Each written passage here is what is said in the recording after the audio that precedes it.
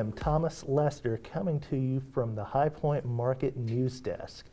And this is a socially distanced news desk, so we are taking precautions, but wanted to take these off so you can hear us a little bit better. That we're back at High Point Market means market is back. And my guest at the news desk here is Bob Maricich of IMC. Bob, how are you today? Thomas, good to be with you. I'm great. It's fun to be back and seeing people face to face, even though it's covered up face to face. Absolutely. But it's really terrific to be back. Sure. And so the buyers, the vendors, everybody that you're hearing from, what seems to be the mood at the market this week so far? Well, I think there are a number of headlines, if you will. I think number one, that there's a real need for inventory. This is probably the first furniture market, that I can remember where there wasn't just this buzz around what's new. It's really around what do you have now? And so people that are here, the buyers that are here, need product right now. And I'm sure as you've discerned, there is a lot of challenges with supply chains and freight and issues for fulfillment. And so that's the headline. I think the second thing is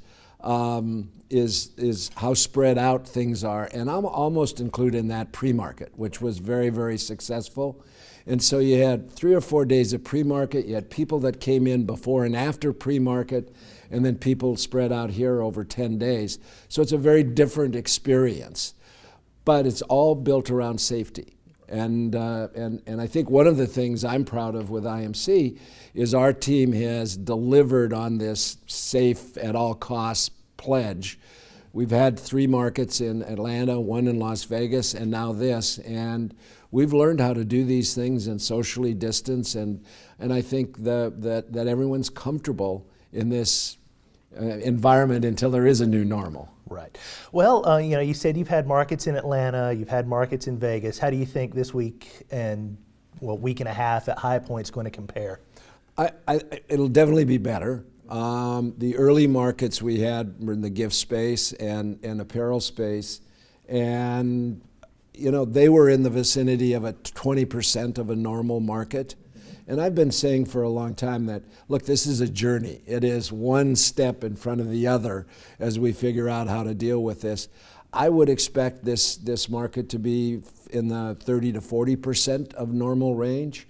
I think by January we'll be up even better than that, and next April better than that. But it is a journey. And how do you think, getting to those markets upcoming, how do you think this ongoing pandemic is going to continue to affect things? Well, there's no question international travel is going to be dramatically affected. I mean, if there's any at all. And I think that could well extend into the first part of next year. I think there are a couple exogenous things that are really critical, that if we knew the answer to, it would make a great difference. One is, I think financially, is there going to be further stimulus and help for manufacturers and the economy?